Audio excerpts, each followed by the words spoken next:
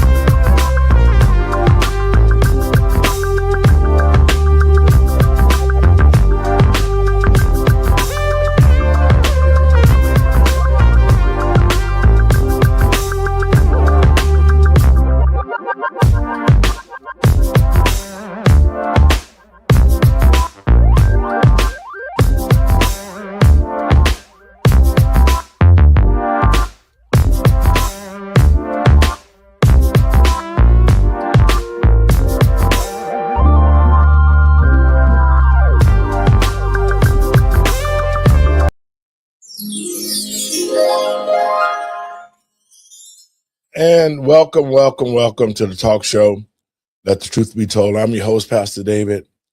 And first, let me give all praises to Yahuwah and Yahusha. That's God, and that's the Christ who saved us. Folks, I want to thank you for tuning in, but also I want our viewers to go to our television station. It seems to be that we are continuing to have a problem with Facebook with the shadow banning. I think they hate the fact that a lot of people are watching the show in our groups who are chiming in. And so I'm encouraging people because, at some point in time, we're going to be moving this thing totally to the station. And I want people to be able to go right to the station and watch our 24-hour service television show where we'll have this show and other shows like Doc's show and Randy's show and Andre Peanut Butter and Jelly. So we got a lot great shows, but it's about informing the public and telling the truth. And in Black History Month, there's been a lot that have been hidden from the Black community. I think the Black community is at a place right now to where we need to understand who we are and what we're capable of and where we came from. Because it's this simple. In order to deceive a person, you have to make them forget on who they are. And the history of Black Americans in this country will hold true to say that we built this country with our inventions, with our technology, with our thoughts. All of the things that America was made great on were made on the backs of Black inventors in the Black community. Now, I'm not saying everything, but I can tell you this. The contributions that Black inventors have made to this country outweigh the fact that we're still begging for reparations. And they're saying that, let me get my team in. Hey, Doc. Hey. Mr. Binky. Howdy. And Randy. Hello. Thanks, guys, for coming in. We're celebrating. We just celebrated Dr. King's holiday, and, I don't know what we're celebrating about. Every day for me should be Dr. King's holiday. Just as Black History Month is, and I just have to tell you and be honest, here it is, and we got 12 months, right? Mm-hmm. Black people work hard to help build this country, and yet and still we getting shortchanged. They gave us the shortest month out of the 12.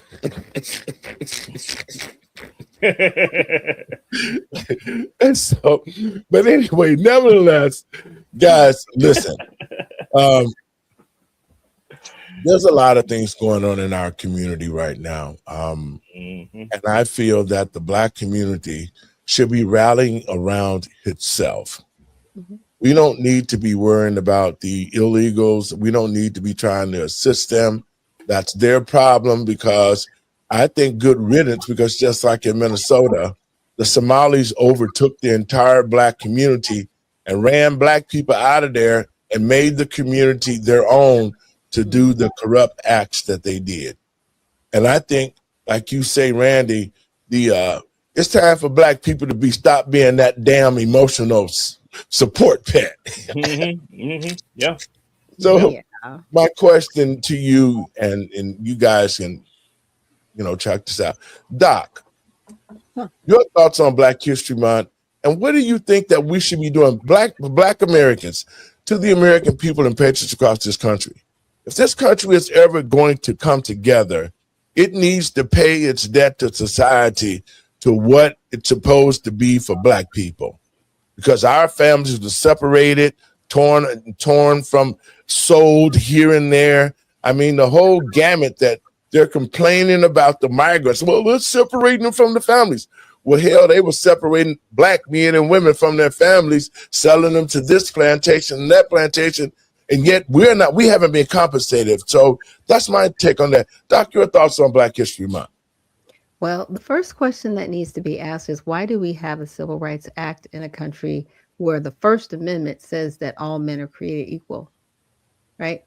Good If question. we're all created equal, why are we continually being in the struggle Olympics, right?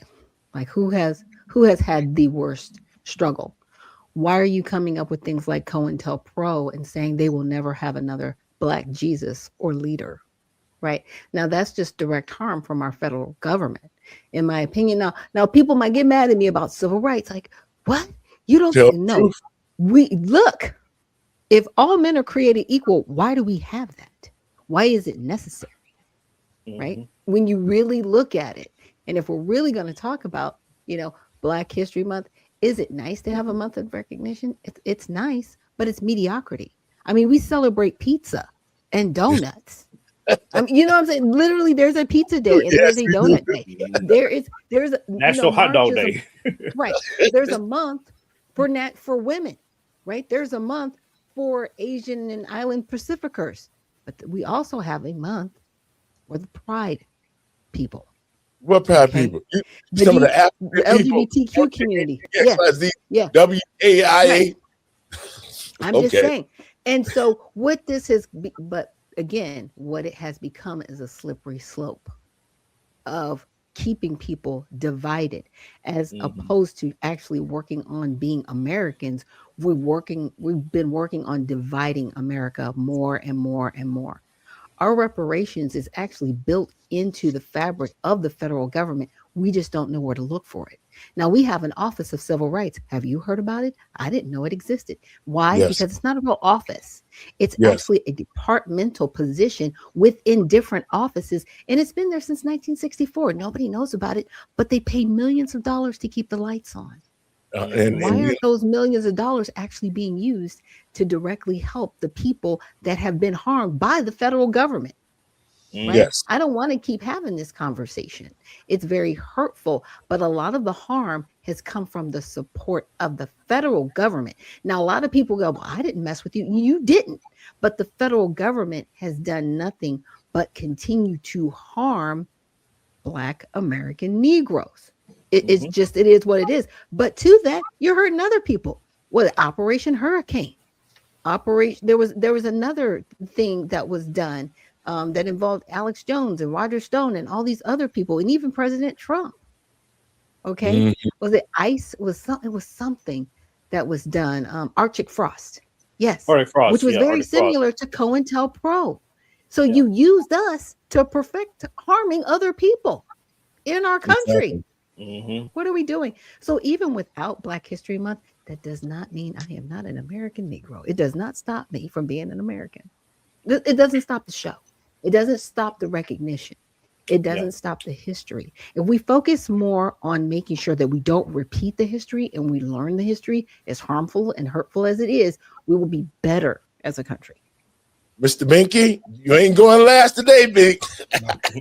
Well, if we're going to have a Black History Month or a White History Month or an Asian History Month or whatever month they want to have, why don't we have a month where we tell the truth? If we're going to talk about history, we need to talk Come about on. all Yes. history.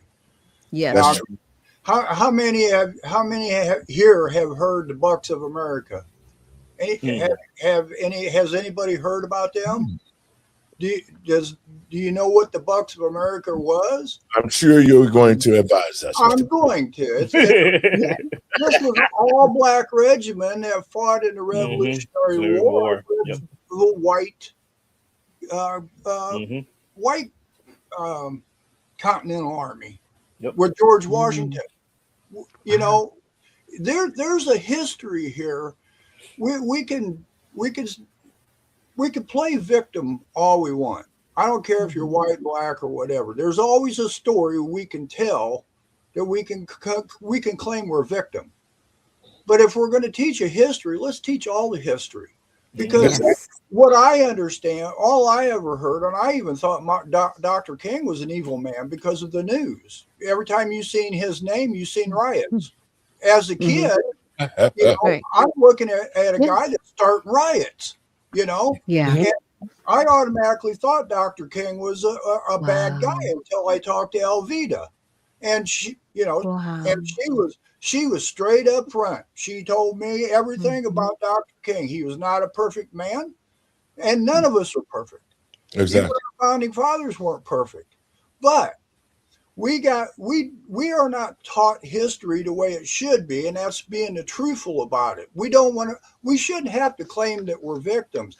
There was white slaves that were torn from their families from England. This is an all-around deal, as Doctor said. This is a history that we need to be taught, that instead of being victims, we all actually have something in common. We really do. We all fought, white, black, for freedom. We fought together. And as Doc said, all we're taught today is division. So if we're going to teach the truth, teach it all. That's right. Randy? I echo that, Steve. And I would say, everything that we deal with in society. Well, first of all, I'll say that, Ronald Reagan said it best. The most hurtful thing the government could do is help you. And those 9 famous words, I am from the government, I am here to help, you decline that help immediately, because it's going to cause more harm than good. But it comes with a cost. It comes with a cost, exactly. And it may be your cost. But on the idea of Black History Month and hyphenated nationalities, these are all social constructs, in my opinion, that keep us divided. You say you're Asian American, you're Chinese American, you're Mexican American, you Black American, African American, white American. These are you're perpetuating the division right there in itself. As soon as you open your mouth and you identify as being divisive, you're perpetuating it. So this is where we at in society, and you don't find this in Europe. You don't go to Europe and you'll see it says, "Oh, I'm German Slavic," or I'm German French, because I'm mixed. You're either German because you live in Germany, or you're a Frenchman because you live in France. You're either Italian because you live in Italy. No color association, no ethnic background association. You're this nationality. That's it. Well, because they're also dealing with their nationality. Their nationality is their ethnicity, and that's the thing that's different about it. Exactly. That is true. Yeah, that's true. But they built it, and my point is, they built it into their culture. They built it into their system, and so but us as being Americans over there, they don't recognize you. Are you African American? They say you're American. Period. Yes. That's it. So that's what I'm getting at is we create our own division here at home in America, and so if we got away from these systems, and I don't recall ever hearing about recognition month of anything over there outside of their national symbols, but so that, but else, so we are we dig our own hole. You know, we dig our own grave and we lie in it every day. And so until we recognize that and say, you know, let's get away from these things and start saying, you know, start living a normal life, then that's what we're gonna be at. So, Hey, Yeah, Randy. we eat donuts Yes. every day. There shouldn't be a yes, we special know day for donuts. exactly. Hey, Yeah, Randy, yes, Steve. Randy, Mhm. what's the use of a hyphen? To separate a word as in a continuation. Right. So you just Oh, said, the history school lesson Right. with it. you mentioned African hyphen American, Right. Asian hyphen. It's a division. As you- Division. Yeah. Now let's wait a minute. Wait, I got to intervene now. Let's get back to reality. Yeah. Everything that we're saying is true, and I agree with that. But like I said, me and Binky is from a whole different era in time. Yeah. See, when we was coming up, and I just did the first chapter of the book, it's Off the Chain. When we was coming up, we was in two different places because I was the son of a sharecropper that worked on a plantation that picked and chopped cotton for $1 a day. See, my take on America is going to be different from y'all because y'all didn't see what I saw. Right. I We saw heard my about it. we lived it. I saw my parents work for $1 a day. I saw black people who came to this country and couldn't be black, but they had to assimilate to white society. Mm-hmm. See, I saw black men with nappy hair getting their hair pressed out and putting the gunk in their hair so that they could hair and lay down and set their hair up like white folks. Like little, You sound like Michelle now. no, I'm Look, my telling grandfather invented that stuff. It was called conch. And Right, my right. grandfather you actually know, invented it. So when I hear these things, because see, we was just when I was born in 57, it was just the notch just up above slavery. Okay. Mm. So what I saw and how we was raised, see, when I was coming up, black people had their own. After black people left the South, they built communities and they built the ideology of Black Wall Street. But at the time, when the Little Richards and Elvis Presley stole everything from Little Richard, all the twist and the twobbing, that came from Little Richard. And we're talking about true contributions that black people made. Just about everything that's been made in this country were made by black inventors. We learned that early because we went after the knowledge, because when you can trick a people or you beat a people down so much that they don't even research to find out what they have contributed to this country, then you make them, and you make the type of people that we seeing in today. We got bullshit black people in politician, political places, not really doing nothing for the black community. So my perspective of America, from what I've seen in the families that was torn apart. I've seen a black man hanging from a tree called strained fruit. So my perspective is, I saw the slavery. I saw the lying and cheating my father out of money when he get to go get his bill because he couldn't read and write. He told me to read the invoice, and the man tried to cheat my daddy out of $100. We needed that money. So you working for $1 a day and you still taking money from black people. So what I saw was the horrendous part of America. And our people suffered like hell had they not had the wherewithal. See, black people, they don't want you to know the history that I lived in while we got here with Dr. King. Black people was all over the South being taken advantage, hung like it was a daily thing. Where you think the word picnic came from? Pick a nigga and we all get together and we watch him hang from a rope. That's why they don't want you to know about your history. They want to erase all the bad things they did to black people, but yet the deception. And you stole everything from the black community. Now you make it seem like we such a liability when you destroyed our economic engines. You put it in place to destroy our families. The family structure of black people is down to like 8 or 9% from the 60s, 90%. So when you talk about reparations and you talk about the migrants that are here, you're giving them $10,000, you're giving them vouchers, you're giving them everything. They're fighting like hell for them. When's somebody gonna fight for black people? See, these months don't mean shit to me because we haven't progressed. But I know the history. I know where we came from. I've seen black men piled up in jails. When I was down south, it was so horrendous, and that's why I'm writing this book. Black people were scared to walk around, brother. Pastor. And that's why I'm saying this. We need to be compensated, and we need to come together as black folks so that we can rebuild the black community. Go ahead, Randy. Pastor, you know why these illegal immigrants are getting treated better than we are? It's simple. It's because we have everything. They have nothing. And we have to embrace the brown community into the black community and give them what's owed to us, give them what we already have and everything else, because we're here. We're living the American dream. And it's only fair and only right that we sacrifice again, because we're the emotional support animals for everybody else. And we got to give it to the illegal immigrants now. So yes, Pastor. The white liberals will tell you, shut up, nigger. You're going to give it to the illegal immigrants and you're going to like it. Just like the socialist ideology that the Democrat socialists are speaking now. You're going to own nothing and you're going to like it. And they're not talking to white people. They're talking to the black folks. And black folks are sucking it up and saying, oh, yeah, Democrat socialists, yeah. You're dumb. It's a numbers game. It's a numbers game. They need the bodies.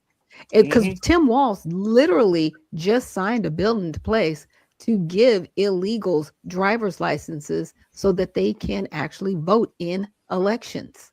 Yeah, already here. That's illegal. He cannot circumvent immigration law, but he's found a way to do it at the state level. He needs to be in prison. Like, I don't know what we're waiting on. Pick him up, DOJ. Hello. Like, you need to stop this person. Because now he's emboldening other states to do it. So even if they put the SAVE Act in place, as long as people have an ID now to vote, because they have these ITIN numbers that act as social security numbers, and some of them have social security numbers illegally. Now they all have IDs. Now they can all vote. Yep. So what are we doing? What are we doing? Republican Party, I'm just saying, you've got the majority in all three levers. Get the job done before November. I'm just saying they've got to nuke this. But you know what, guys, just like the Biden administration did, and they need to get the job done. But you know, guys, the reason why I'm saying what I'm saying is because our problem is leadership. See, when we overcame.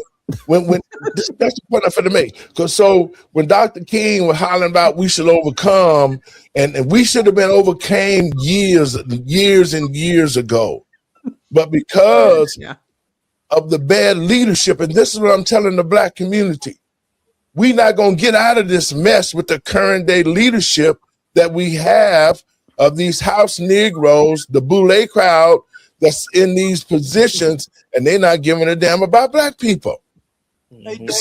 So white, let me finish and then I'm gonna get you on it. So white America now can sit back and say, hey, wait a minute, it ain't us no more. Y'all got people in the Congress, y'all got them representatives, you got them here, you don't have a black president, and if the black people ain't gonna do nothing for you, why should we, Mr. Binky?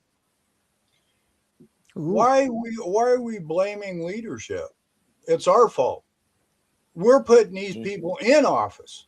And that's because we're not educated to understand what they're supposed to be doing, what this country was made of. We've got majority of black people believe that they were nothing, nobodies, they were slaves, they were dirt. That's what's been pounded in the heads. As it was said, that they're giving licenses to illegals so they can vote and stuff. They can't do that, but they're doing it because we let them do it. So I'm not going to blame the leadership. I'm going to blame us. And we used to have PTA meetings where parents and teachers got together, and the parent says, this is how it's going to be. Yeah. Now it's the teachers telling us that we're Right. going on strike if we don't get our way. If we Bye. don't get more money, if we don't get better retirement, if we don't do it the way we want to, we're going to shut you all down. So we're going to teach you stupidity. We're going to keep you uneducated. We're going to keep you dumbed down. Yeah. Samuel Adams warned us about that. No people tamely surrender their liberties, but ignorance. You don't worry about foreign countries. You don't worry about foreign. It's the people right here. So I don't want to. I'm not criticizing you, Dave, but no, not at all, man. This is what this is about. No, we gotta but be it's honest, because literally the people of Minnesota, they should be shutting this down. Okay, It should be. Your governor is doing something completely illegal, and every single representative in their House and Senate should be coming after him. And if they're not, then the people of that state need to rise up, because there are Republicans there. There's one little blue dot that rules the whole state. Are you kidding me right now? Yeah. Stop that. Here's the thing. Get him in there and get him out. They're up there complaining. Okay, right now they're complaining that 3/4, 80% of that state is red. They're Republicans. And then, as Doctor said, there's a couple of little blue dots there. Those blue dots are the majority of the population. And where's all these Somalis at? In the majority of the population. Yep. So when you go to a federal election, I want you to think about this. It says in the 12th Amendment that our electors will cast their vote for the president and vice president who they want, who they choose.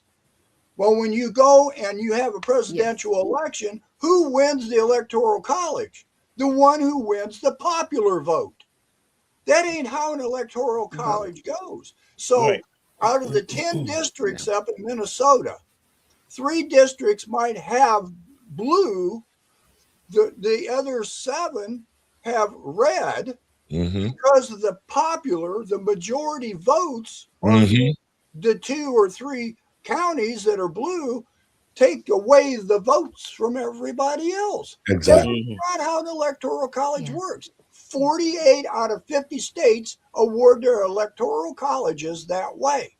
It's nonsense. Yeah, absolutely right. Go ahead, Randy. No, I was agreeing with Steve. He's absolutely right. But you know, to Steve's point, he's absolutely right. It is our fault. It's the American people fault that, you know, the regular citizenry, not the ones that's in office or in elected position or to an appointed office or appointed position. It is the everyday citizen who is scrolling their phone, walking down the street or clicking that, you know, remote control. It is their fault. It is your fault, America. It is your fault that we're screwed up. And you don't know anything. You don't want to know anything. You're like, oh, I'm just going to stay in my little bubble. I'm going to stay in my little silo and not worry about it. And it's all going to work itself out. Yeah, it's going to work itself out to the point where you're saying, hey, I got this property tax bill and I can't afford my home anymore. You're too late. You should have been in a fight when they was talking about raising your property taxes. You should have been in a fight when that commissioner's court was saying, hey, we're going to redistrict your neighborhood and make it a majority Somali and cut out the black folks and the white folks. You should have been in that fight then. Don't cry about it after the fact and say, what will I do? You better go figure it out because you're too late. So you're absolutely right, Steve. It is our fault. And we deserve everything that we get.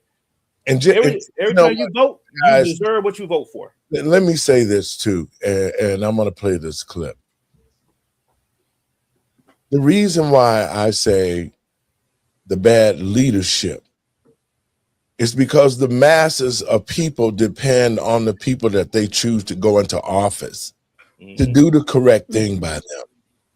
See, that's the deception part that's killing us, because when we sit back and we know that we can go, and like we have been doing, there's been an uprising in Chicago with us been converging on the city council and making all this noise. But even though we've done it, the leadership that we've already elected ignore us and still do what they want to do.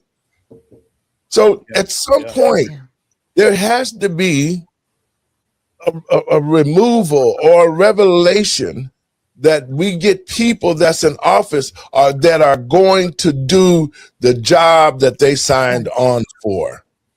You know, that's why I'm saying the leadership itself has to be changed. And black people, we need to understand that we got a bunch of Negroes that's in office today that only care about themselves, just like Tiffany was saying. Tiffany Henyard, who is a Democrat who ran the city of Dalton in the ground, been spilling the beans talking about them and saying, yeah, we were taught as Democrats not to give a crap about the people, but lie to them and keep stealing the money to make ourselves richer.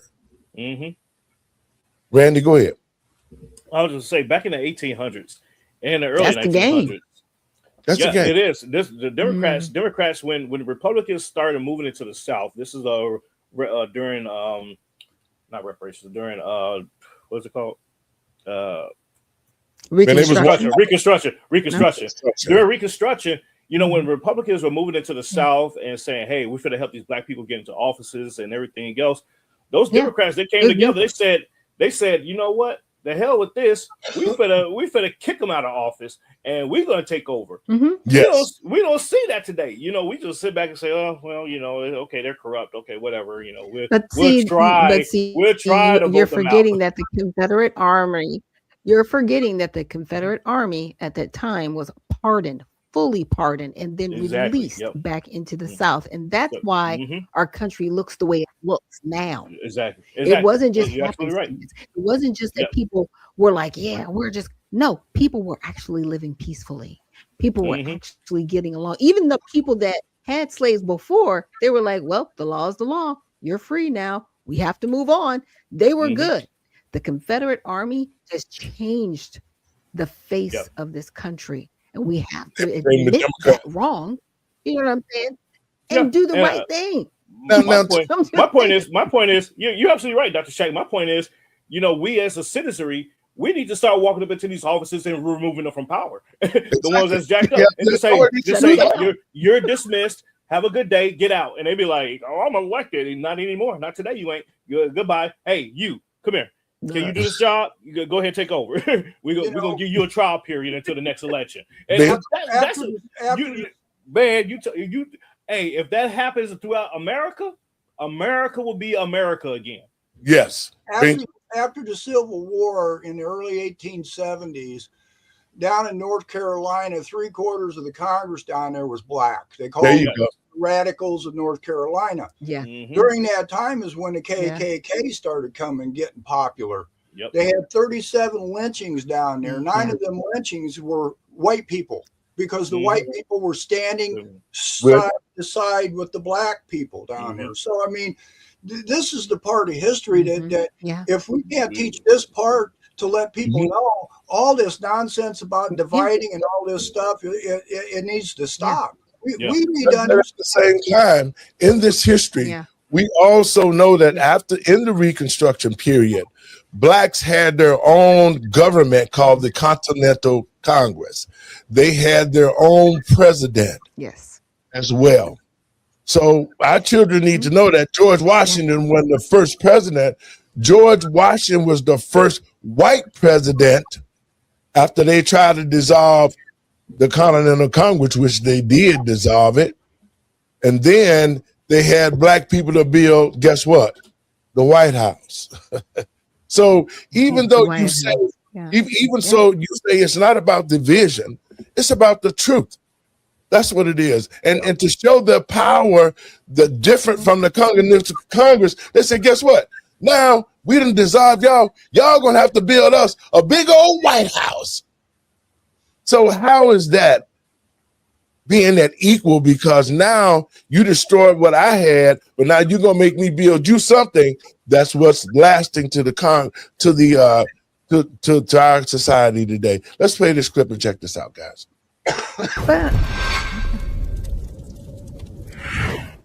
Christopher Columbus did not discover America.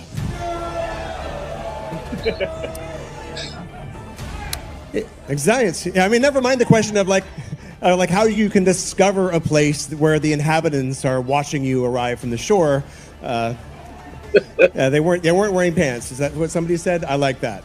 Blacks as we know them are as old as time. and their existence in the civilized world could be traced down to the very early centuries, even before the coming of Christ. Going forward, the conventional history reports that Christopher Columbus discovered America in 1492. And the same history also says that the first black people to arrive America were enslaved Africans brought by Portuguese and Spanish traders in the early 16th century through the transatlantic slave trade. Well, none of these claims are true. We've been fooled all these while, as always has been the case. Interestingly, recent research has proven that some black people had been in America for more than 1,000 years before Columbus ever stepped foot into the American continent. In fact, there is strong evidence pointing to the fact. What is the main idea in your book, They Came Before Columbus? The main idea in my book is to show that early America before the coming of Columbus, was a far more complex society than people imagined, and that it involved Africans. Africans came in here. They came in on several occasions. Sometimes these were accidents, sometimes they were on purpose, and that they had an influence, an actual impact, an influence upon the formation of certain American civilizations. When we say pre-Columbus period, what are we talking about? We're talking about long before 1492. It is absurd, and only fools can still believe that Columbus discovered the Americas in 1492. In fact, Columbus never even came to this continent.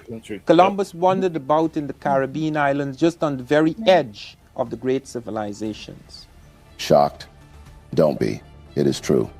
Unraveling the raw truth behind the curtains of history is what we are about today in this video.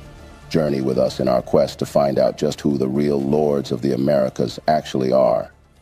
So anyway, there were actually many other mariners before Columbus that discovered America as well. Decades earlier, even eons earlier, there were so many people that were coming across these islands and this continent. But it's only been in the last century that evidence has surfaced and continually grown to indicate that many of these pre-Columbian explorers might have come from Africa. The facts point out that black people actually it was who were in America thousands of years before Columbus. Before we go on, do not forget to support our efforts by hitting the like button before you come from Africa. Share with your friends and families to keep spreading our eye-opening black narrative, and consider subscribing to stay. Okay, Doc, your thoughts on it so far? It's just look, all black people did not come from Africa. There were black people like all over the planet in different locations. They just weren't called black, right? Yeah. Because they actually had an origin of place where they were. It's always interesting, the whole Christopher Columbus thing, because he actually discovered like Mexico and South America. He didn't actually discover the American vineyards. He didn't Mexico genocide, and now we have Mr. Pedophile did not discover anything. There was a lot going on. There's a lot going on. Like I said, I'm just saying. How can you discover a country when the people are sure waiting for you to get there? Right. But to Mr. Big's point, we have to learn not revisionist history, but just history the way it's played out. Right. Yeah. It's not always pretty what history looks like, but the truth is much better than a lie, because then you'll actually be able to go, there's an aha moment. Let's not repeat that. So we end up in a better place, because right now the new Confederate Army, in my opinion, is this whole LGBTQ movement and this progressive liberalism that we have now. I love that. Okay, Army. They are calculated. They are now in fact our children. Okay, that whole walkout thing that happened this past weekend, that was coordinated warlike effort, and we need to shut it down. Absolutely. I got a question. Where did the people watching Christopher Columbus land? Where did they come from? Do some research, people watching him. They was already. I mean, native. The American Indian was native to the land of America. Where did they come from? Right. They came from other. They were already here. Yeah. Well, no, because before the continents were separated with the landmass, the mass was already together. You got to remember that, because the waters separated after they were seeded. Okay, so Right. the land masses were already together. So when waters receded, people were still in different locations geographically. Nobody Pangea. migrated anywhere. They just were where they were. Well, Yeah. they've come with the bloodlines and stuff like that. That most everybody that was here, as far as the Indians and stuff like that, came from Europe and Asia. Yeah. You know, so you know this argument. I guess it's an ownership argument. You know, Christopher Columbus discovered America. No, he discovered North America, but he was the first one to proclaim it. He found this. You know, he was the first white man to get on the shore and claim it for the white community. That's what. No. I'm just saying this is just another divisional point, an argument that that's really goes no place. I mean, what's the difference? The thing of it is, I understand what you're saying, Binky, and believe me, totally. But this history need to be taught to our children so that they can understand, just like you said, they need to understand where they came from. They need to understand how we got here. And they need to know the truth. They need to know that Columbus didn't discover America. Right, that's what I'm saying. It's just an argument. It's just another argument to start. But no, it's not an argument to start, but these are facts that we need to know, that our children need to know, because both of y'all say the same thing. Both of y'all say the same thing. What I'm saying is, when you steal a person's identity, I'm coming from the deception part.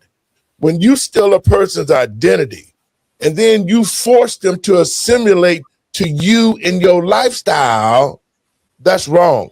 Because had you forced the Somalis to the American lifestyle, they never would have been able to steal that money like you did black people. See, everywhere we went, we couldn't be who we are. We had to assimilate to the culture of where we was at.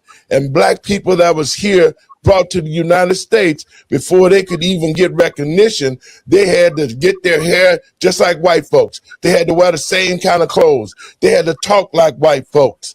They had to do all of that just to try to fit in to get progress. And that was wrong. So whatever you say about the division, it's not a division. It's just the truth. And the truth need to be told. And our children need to know where they came from. And Columbus didn't discover America. Let me ask you real this, quick. No, go ahead, Randy. Go ahead. I was just gonna say to Dr. Shack's point about the continental divides. Think about Pangea. That's what it was called. It was the continent of Pangea, the Pangean continent. Magellan, shortly after, a couple hundred years, but shortly after the continent split, Magellan went out there. That's where you get the compass and all that stuff. Magellan, he went out and charted and mapped out the world and what we saw on world maps. That's credited to him. Now you go to Italy, where Christopher Columbus is actually from. He's Italian. You will go to the museum in Naples there, and they would show the original mapping and everything where he brought back and where he actually was at.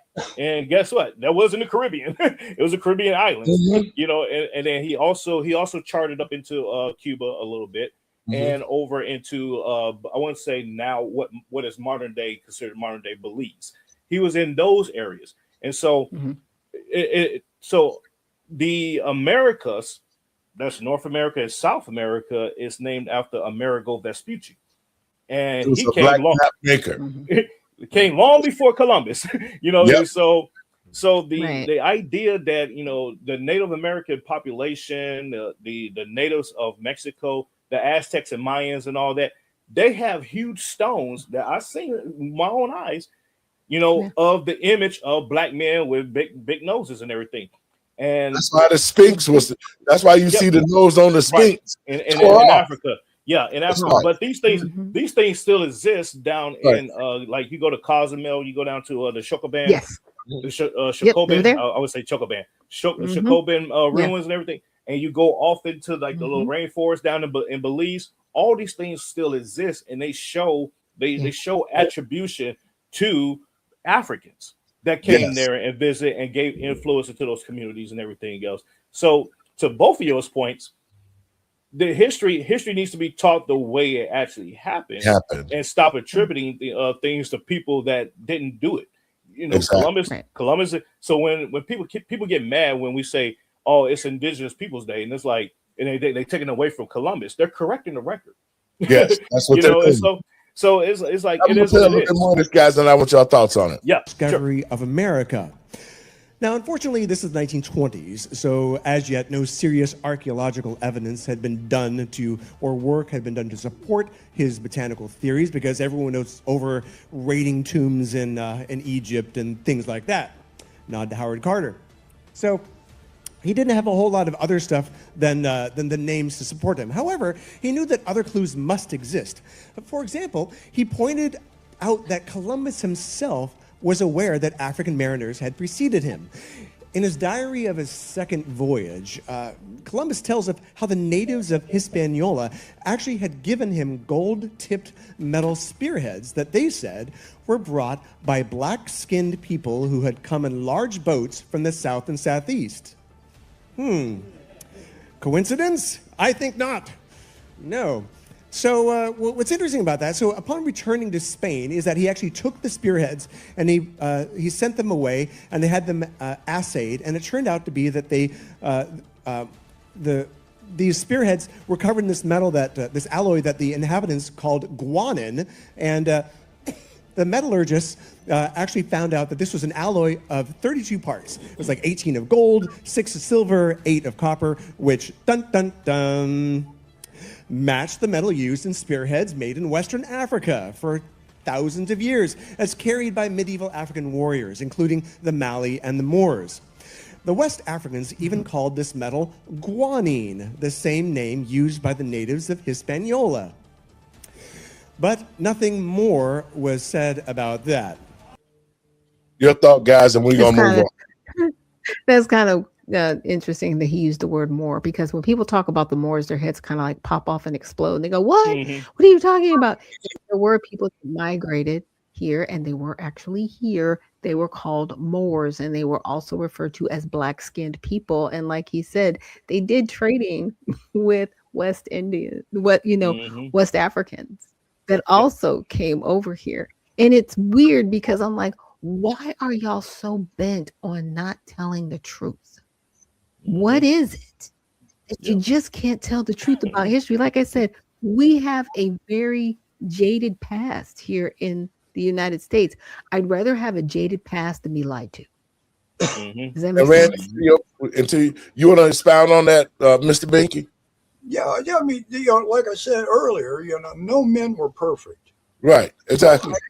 and power's got this strange thing on people. Some people know how to deal with power, and some people don't. Some people, they want everything their way. They want to. They misuse the powers and interpretation and how they want to present things to people because of that power. So, I mean, that's a fault of every man. And in the beginning of this country here, even our founding fathers used in their writings about white men, So, I mean, through all this cultural stuff that was going on way back in the foundings had a lot to do with the way different countries dealt with this stuff. I mean, black Africans were selling black slaves. Europeans, the cultures of people in Europe, it's power, and to manipulate history is part of abuse of power. And you're right, Bink, because that's why I'm saying, the black community lost its identity, and it was done on purpose. Mm-hmm.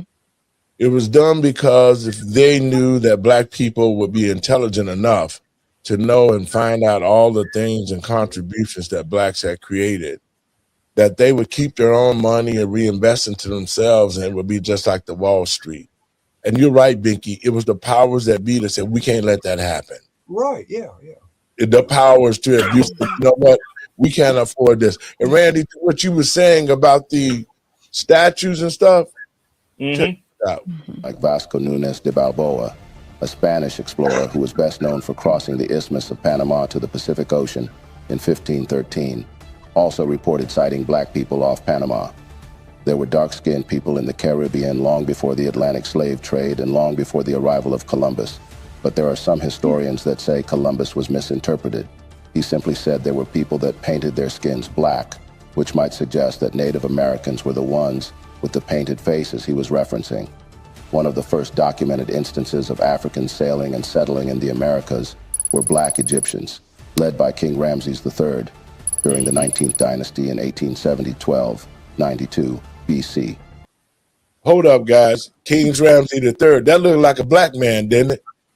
Yeah, Ramsey. All the Ramses were black. But I wanted to touch on something real quick. The idea, to Steve's point, you know, power corrupts, but absolute power absolutely corrupts. And so, you know, the idea that anybody who has any kind of power, the power comes from the people, and the people gives that person that power. So when a person becomes corrupt, it is the responsibility and the power of the people to remove that person from said power. So we that falls on, I guess you could say, blank minds, deaf ears, blind eyes. You know, people don't think about that in that construct. But to another point about our founding fathers is that Alexander Hamilton was not entirely white himself. He was actually born and raised in the Caribbeans, and he migrated up to to New York and assimilated into culture and everything else. And he even said they assumed I'm a white man. so right, he was passing. Yeah, that means he was passing. He was passing white. Exactly. Yes. And you look at his you see his paintings and everything. You see the crinkles and stuff in his hair and everything else. So it's not it shouldn't be a surprise to the American people that the American society, as it was in its infancy, consisted of, you know, blacks, Indians, Asians. It was all kinds of people from all over the world that constructed the United States to what it is that we know today. Think about Sacagawea. She helped Kit Carson and John Smith and them navigate the West. You know, and then you had another Indian woman come along and help, you know, settle the West later on when they did the Louisiana. So there's so many things that we ignore or we forget about in our history, and it's just crazy to me when I talk to people, you know, out and about. They don't know about it. They don't know. It's just like, where the hell have you been? That's the point I'm making. You know, none of our founding fathers were even Americans. Exactly. Yeah. Yep. Great point, Steve. Yeah. They were all from other countries, and they brought. And this is what's so ironic about this country, and why we should respect our founding fathers, is because they came from all different countries, and they knew from their countries the bad parts they wanted to eliminate and better put together the good parts. Yes. Yep, because they all was criminals. They all came from somewhere else. This is the statue, Randy. This is what you're talking about. The first civilizations that come to mind are the Incas, Aztecs, and the Maya. The Mayas. However, during the early 1940s, archaeologists uncovered a civilization known as the Olmecs of 1200 BCE, which predated any other advanced civilization in the Americas.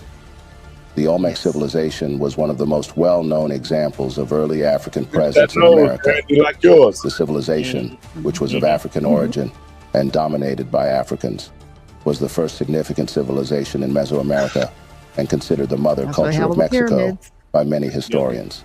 Exactly. This civilization existed between 1200 to 400 BCE in the areas that are known today as the states of Veracruz and Tabasco.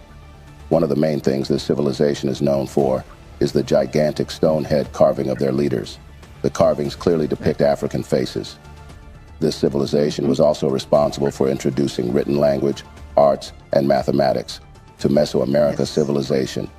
The first of these gigantic stone heads were discovered by explorer Jose Melgar in Veracruz in 1862.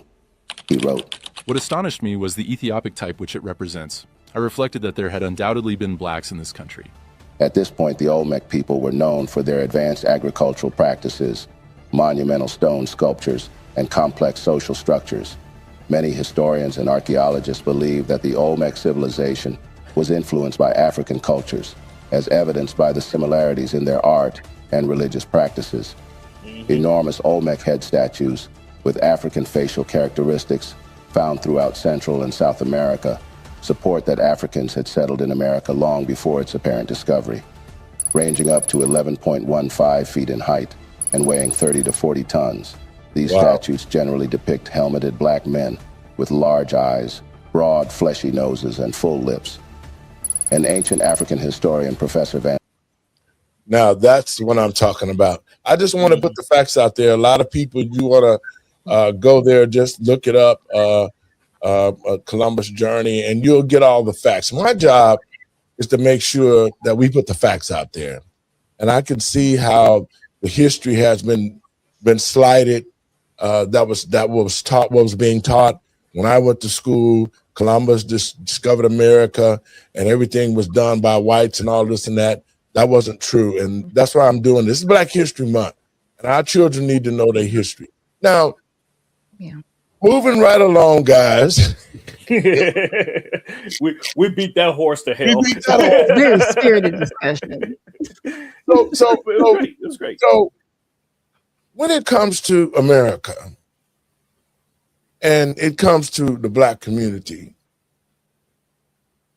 I think that in order for us to move forward, Black people need to know not only who they are, but we need to separate ourselves and rebuild our own communities. I just think that that's going to happen because as long as we allow ourselves and our dollars to be taken by other people who come into our community and they inhabit it, just like what Columbus did to America, we've seen the Jewish people do. We've seen the Oriental people do it.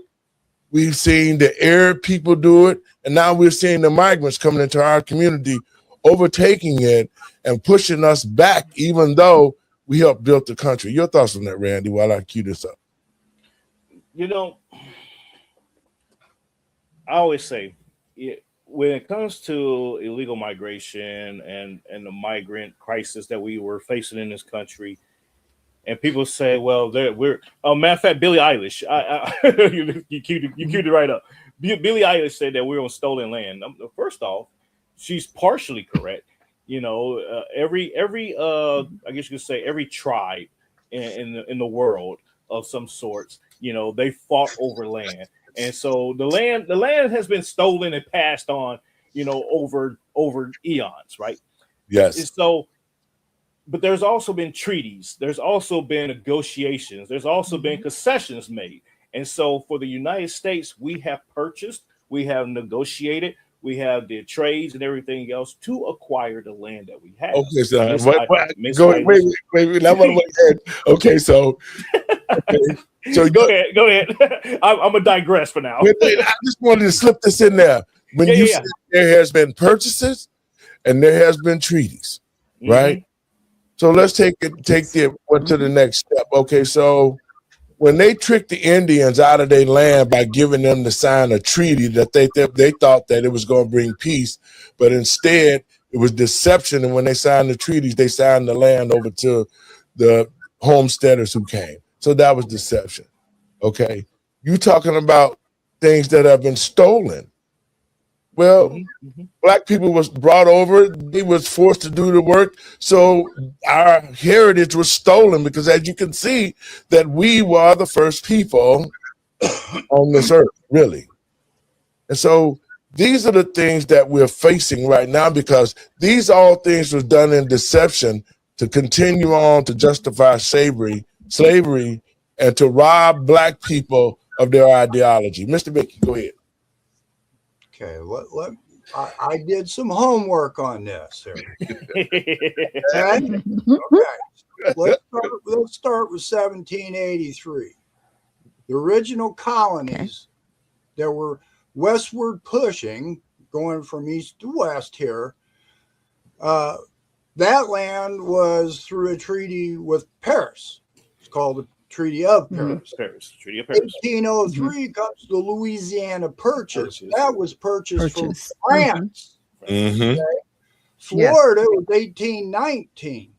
1845 was a Texas annexation.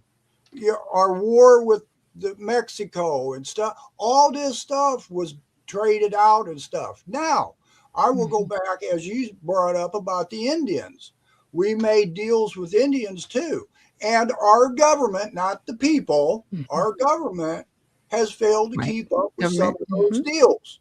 And I'm saying, as an American, as a people here, if there was a treaty, that treaty still should be honored, period. Unless rescinded by Congress. Or that Indian reservation has the opportunity or option to say, okay, this is our new agreement now. Okay, that's the way I look at it. But to Billie Eyelash's to her statement about stolen land, it's not stolen. Well, I could see where she would say it was stolen because of the fact of the deception. Because she's trying to make a name for herself. Right, but at the same time, think about this now. When the Indians, when the Pilgrims found out about this land, they went and got droves and droves of other Europeans to come and help take the land.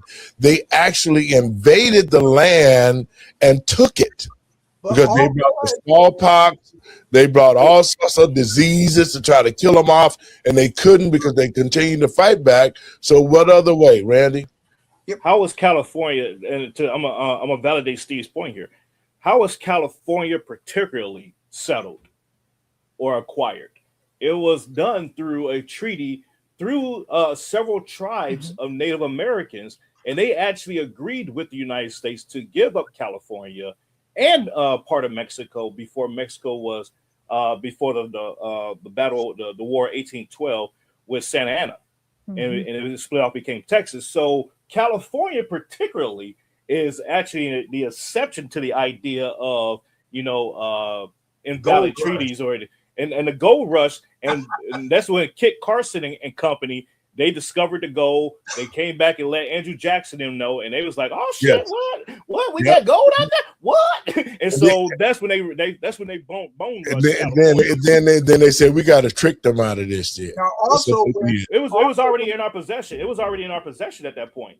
Before the gold was discovered, it was already in our possession as a territory, as the California territory. The California and Baja California is actually Mexico.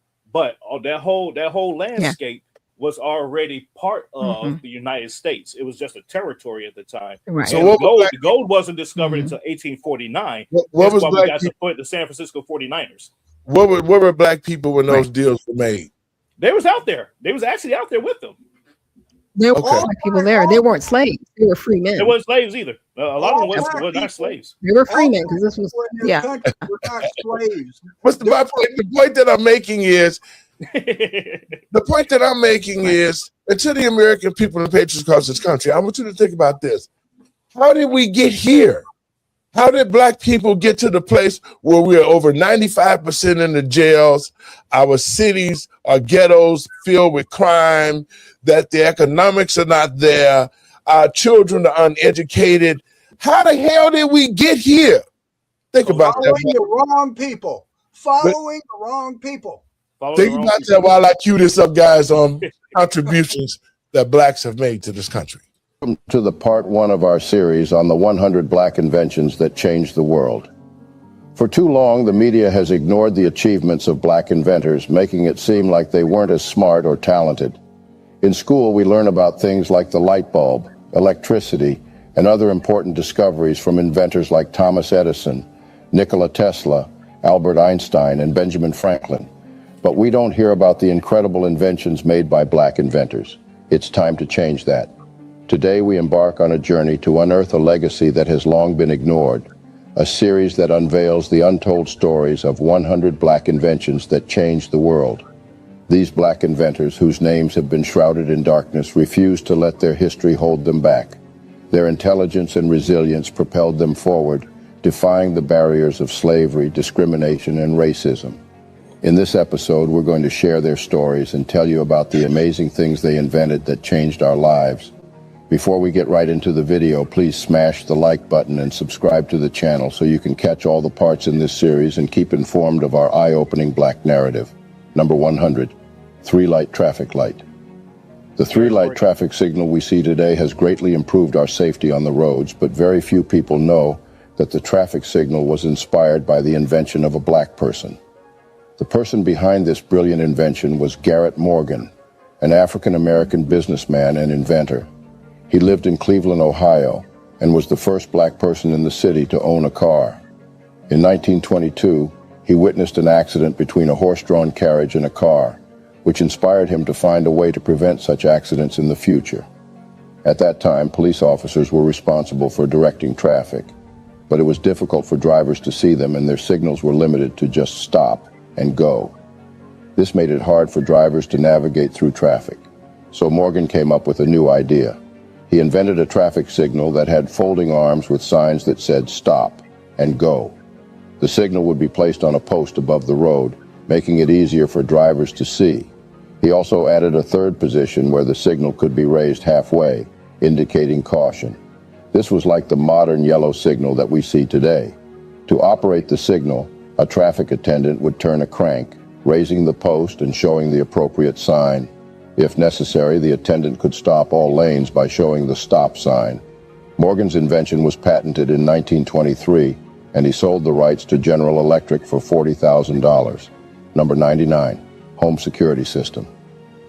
The 1960s were one of the most dangerous times in American history, and for a black woman whose husband was always working at odd hours, staying alone in her home at night left Marie Van Britten Brown feeling pretty vulnerable. Unfortunately, their neighborhood had a high crime rate, and Marie was concerned about the slow response time of the police. In response to this, Marie came up with the first home security system when she was 40 years old. Initially, their invention consisted of 4 small windows, a movable camera, TV screens, and microphones. The cameras could move from one window to another. These cameras were connected to TV screens inside Marie's home. By using the TV screens, Marie could see who was at her door without actually having to be there physically or open the door. The microphones were also important as they allowed Marie to communicate with the person outside without having to face them directly or open the door. Marie Van Britten Brown's invention of the home security system has had a significant impact on the security systems we have today. Her innovative idea paved the way for further developments and improvements in security systems that are still used today. Number 98. Your thought, Randy, on those two? That's so You cool. know, yeah, I don't know if y'all heard me scream out Garrett Morgan when they said Yeah. something like, because I did a school project and I had to it was for Black History Month. I was like I think 12 years old, and we had to pick a Black history person and recreate or try to recreate their invention. So I had chose Garrett Morgan and tried to recreate the stop sign. So that's why it just stuck to me. It was a little nostalgic moment there. But the whole security system and everything, and the traffic, like, a lot of people don't know these things. They just assume that they just appeared out of thin air, out of some magical laboratory. And it's the same with our cell phones. Our cell phones was invented by a black person. Black person, exactly. Yeah. So there's a lot of things that we have that we take for granted that were invented by black people. Garrett, what's the name? Not Garrett Morgan. Lewis Latimer. The filament for the light bulb. Exactly. These little things. Thomas Edison is credited for inventing the light bulb itself. He invented the filament. He created the casing for the light bulb, but Lewis Latimer created the filament that actually gave the light bulb the light. So there's those little things that we. The black Thomas Edison. Yeah, exactly. He was called that, and so we take a lot of things for granted in America and not attributed these things to people that deserve that credit. Phyllis Wheatley was the first African American poet. And, in and the then United States during slavery. During slavery, at the height of the American Revolution, she wrote the what you call it, a eulogy for Christmas Addicts and others, at the Boston Massacre. A lot of people don't know these things. And she was acknowledged by George Washington too. Yes, she was. Yep. And that's my point, guys. And y'all making my point valid is that our children need to know this stuff. Mm-hmm. It's like you went on a quest to find it, Randy. They weren't teaching it at the school.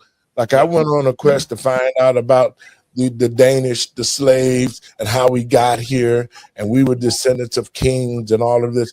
You hear the sketching of that from our children. Well, we're descendants of kings and queens, but you don't have the knowledge and you ain't acting like Nan. You understand what I'm saying? Exactly. So I think it's a disservice. And that's why I say the Black community needs to pull its 10 strings together and start teaching our children this type of history. Then they will have something to hang on to in Black History Month. Your thoughts about that, Doc? Yeah, I mean, Garrett Morris, it was cool because I actually found him as a footnote in my English book when I was in the 10th grade. And I was so fascinated. I remember asking my teacher, I was like, why don't we ever spend time on people like this that actually invented something that we use today? And they couldn't answer me. Because see, the educational system is not set up to educate. It is set up to truly indoctrinate. And we are seeing it, and it has carried itself out.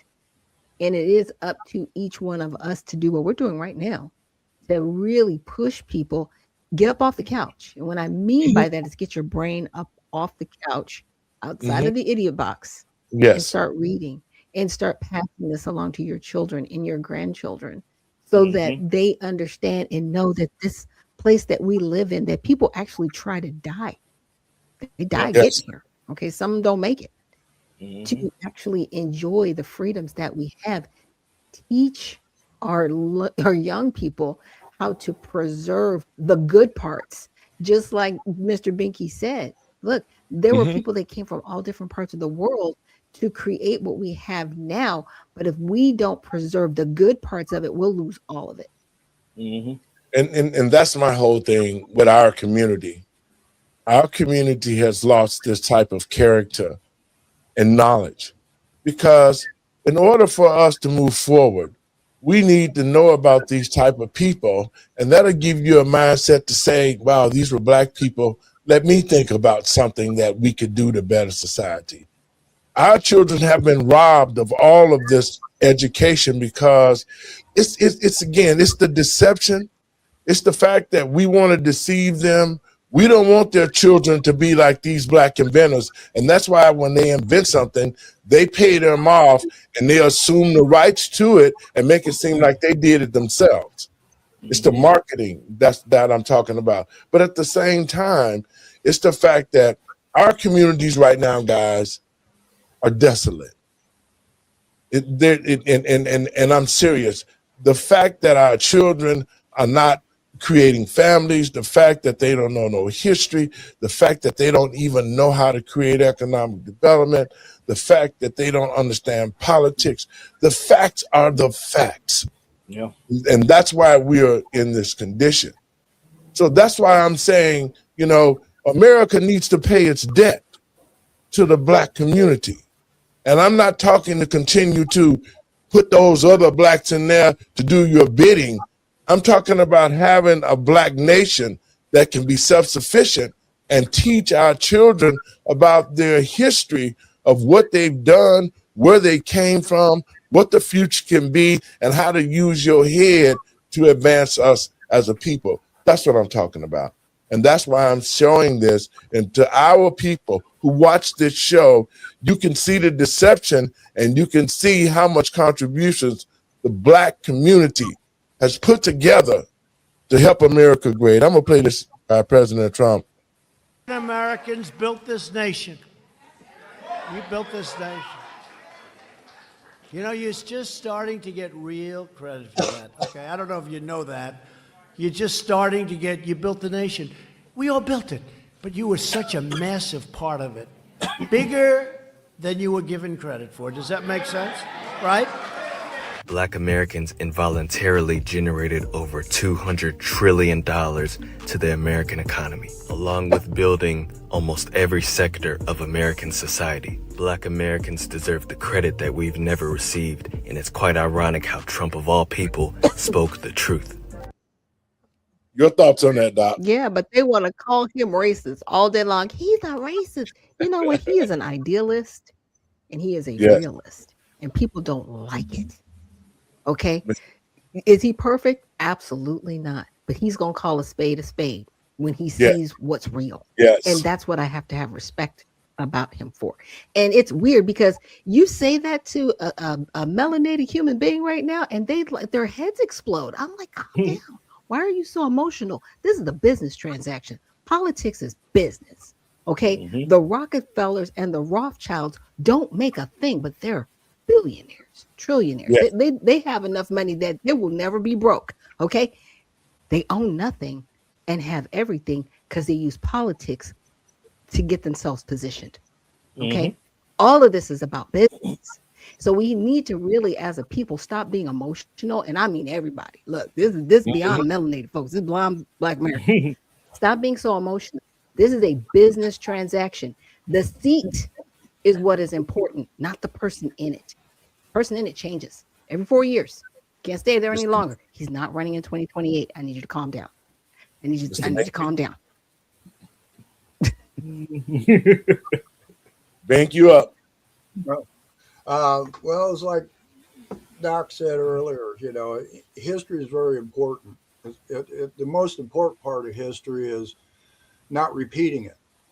And when we take our history, and it's like she just said, was to give credit to the people that actually did something.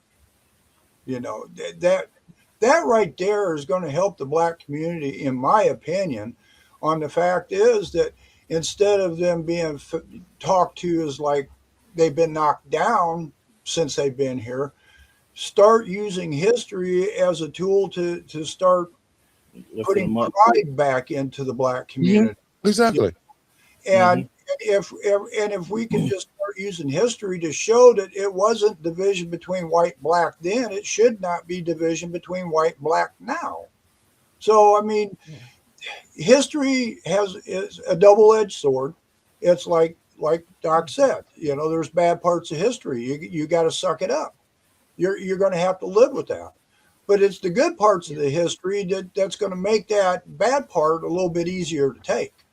And once you learn that you've been lied to and manipulated for so long about stuff, it should make a big difference in society. We've all learned from our history, from our founding fathers. If people read their writings, that's the most important part. These guys wrote letters back and forth to each other when they were creating this country. There was a big argument. The Constitutional Convention was nothing but chaos. There was arguing, but in the end, people came together and says, okay, I'm going to give a little, you give a little. We do the best for everybody by doing it this way. And we can't keep a country if we keep dividing it. You can't bring the Somalis in and have them set up their own kind of culture, their religions or their way of law and stuff like that. Yes. And you bring multicultures in here, it starts eating away at the very fabric of what our founding fathers tried to teach us, tried to give us. Yeah. And then now you look at New York, for example. Randy? On history, Black history, although not American history per se, but this is he was a contributing factor. This is General. No. This is General Toussaint Louverture. He was a Haitian general and governor of Saint Dominique. He was a contributing factor to the American Revolution with George Washington, and his statue sits, I want to say, on the east wing of the White House, on the outside of where the statues are at. And during the riots, just last year or the year before, it was some protest. Excuse me, not riot, protest. There were white liberals out there vandalizing his statue. So they don't know history. Yeah, they don't know history. So I just want to point that out. That we have black figures that throughout our history, that contributed significantly to our culture, to our American culture, and everything else. And to that point, the fact that we don't know our history, well, actually to Steve's point, that is the way to uplift the black community and make them have a redirection of how they see things. It's like you came from this line of people. Yes. Why are you acting like this? Why are you being degenerate? Well, they tried that. See, here's the problem. Exactly. They tried that, and they've done it in a way that was depraving to other cultures. That's the problem, because they had the 1619 Project, and then they had that whole what is it called, CTA or whatever the acronym CRT. was. Yeah, CRT. I try to forget it. CRT, right? Yeah. But they did it in a way that demonized other people. Don't do that. Just teach history the way it is. Haitian history. I agree with you 100%. What happened? What's the history of Haiti? Let's just learn about it. What happened? Trail of Tears. Let's just learn about it. But learn about it the way it happened. Stop demonizing other people for what happened, and just what happened.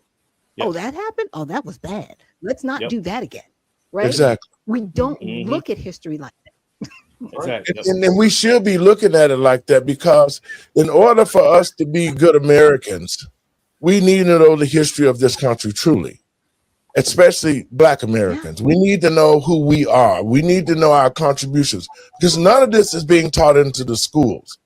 Besides the fact that the Confederate Army is the LGBT now, and their mission has been to really debase the Black community and make sure our children learn about homosexuality, pedophilia, and all the rest of the bad things that you could put into a community. There's nothing positive in the Black community that our children would have the pride that I had, that you had, Doc, the pride that Binky had in his community. That's what made us America. Our individual accomplishments that we brought together as a country and made the country great. That's the point that I'm making. And that's why I'm saying America has failed the Black community, because instead of keeping it at that level to where Blacks and whites could rise together, it was done in a different way, that white communities continue to grow, Black communities continue to digress, and then it got to the place where we had to have Black leadership like Dr. King and Malcolm and all the other great leaders who came just to fight for equality here in America. So that's the point that I'm making. We have to get it at the root. Black people are great people, our family structure, everything, but it has not been taught. It has not been passed down to our children, and thus we see the Black community in totally disarray, with everybody coming in, with abortion coming in, the LGBT coming in, the sucking out of the economics, the 94 crime bill, the crack cocaine. All of these things were put into our community on purpose, and that was to debase the Black family, to make sure that there be no more Black inventors, there be no more DuSables. Because look at us now. We are tore up from the floor up, and our children, the only thing that they can devise is the chosen children, the college-educated children who they are making a way for, but they're not doing nothing for the everyday child. And these are Black people, and that's why I say we got these Black house Negroes in office who are not trying to build the Black community, but destroy the remnants and create a whole new history of Black people. And I can tell y'all, it ain't gonna happen. Some of them voted for the 1994 crime bill. Yeah, they did. All the preachers did that. The preachers went in and supported Bill Clinton and begged for it. And when they got it, it turned it upside down. And that's why I say the deception. It's the deception that America has done to the black community, and it needs to pay the debt. That's what I'm saying. Black Democrats always advocate for their own demise, through policy. You see it time and time again. I was at a community event the other night where, they were talking about, it was a neighborhood thing, and they was talking about these different policies with ICE and everything else. And it was mainly the black women and white women that were talking about ICE. And I'm like, ICE is not bothering you guys. Yeah, exactly. You're sitting here saying, they need to go and they're being disruptive and everything else. And then you turn around in the same breath and say, how can we make our community safer because we got a trap house next door and the police is not doing anything about that? But it's like, but the trap house ran by who? The police too. Yeah. Right. And it's like, but the question I had was, who's running that trap house? Well, I think it's a bunch of Hispanics. You answered the question right there. I was just like, in our community, I digress. So, exactly. So it's interesting. We are in strange times, but times are not strange because there's no such thing as time. So, the American people and patriots across this country. Let me say this: to Black Americans, we can see that. Let's put the blame where it's at. Yeah, we blame ourselves for not standing up and fighting like hell to stop all the changes that we saw with the LGBT, the lying and the stealing. We never, ever really revolted. Black people lost their power when they refused to stand up again and storm the White House like Martin Luther King did. Millions of blacks came in conjunction with whites that helped and said, you know what? We are all Americans. They stood with Black Americans and they marched on Washington and they made a difference. What happened to that kind of mindset for Black people? See, that's the point. That's why they had to rob us of the history. They don't want to know about King.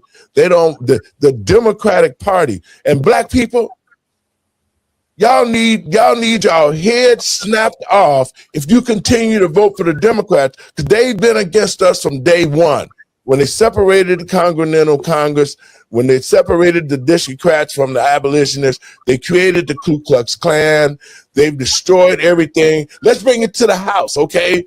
They created Black Lives Matter. They created Antifa. They created the LGBT to attack the Black community. And Black people, now that we got these House Negroes in there, they're destroying us completely. I'm going to play this tape, guys, and we're going to get out of here. Just tell me your thoughts on this.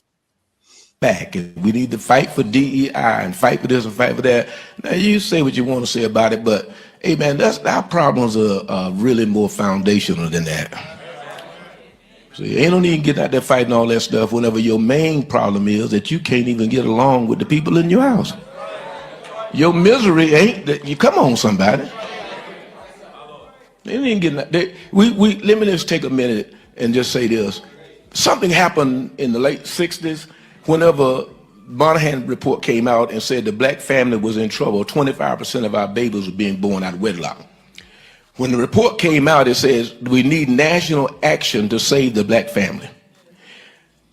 When Monahan gave the report to Johnson, Johnson made a statement. The civil rights organizations pushed back and called Monahan racist and said the Black family is peripheral. They said the real problem, they said what you're doing is you're blaming the victim. The real problem is racism. So from that point, an activism started, but it was a different kind of activism. We had an activism that started right after we were freed as slaves. Men drove and went and walked miles and miles to find their wives and their children that they had been separated from. That was activism. And then, praise God, they went to work. That was activism. They raised their own food. They raised their own pigs, cows, and fed their families. They started their own schools and educated their children. And then before long, they were building their own businesses, their own hospitals. Y'all don't hear me. Amen. Their own schools. That was the activism that said don't give me nothing, just get out of my way. And I'll do it. And our children were educated in segregated schools, and they were safe there. Y'all don't hear me. Because they had dedicated teachers who understood that what I put in these children is going to lift up our race, even in a racist society. That was activism, strengthening the family. But we left off the family and went to marching and fighting the government and fighting the different aspects of society. And then we forgot the family, and guess what happened? We went from 25% of our babies being fatherless to 72%, while we are electing black officials sell us out and tell us to kill our babies and tell us we can cut off our little boys' thing. Y'all don't hear me. I don't need that activism. You know, one of the great.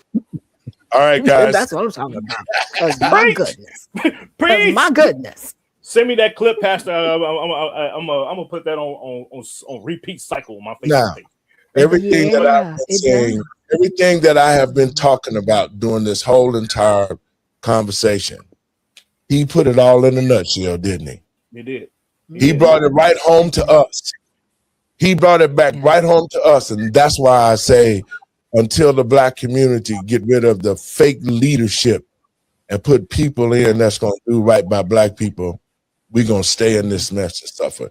Doc, your last words. We got to get out of here, sweet. Yeah, thank you so much for that clip, and thank you everybody for watching. Well, it's proving that activism can be hurtful, right? And it can damage you, because if you're not advocating, there's a difference. If you're not advocating on your behalf for people to do right by you and for you to do right by others, right? Because it all starts with you, then we will be lost, truly, as a people.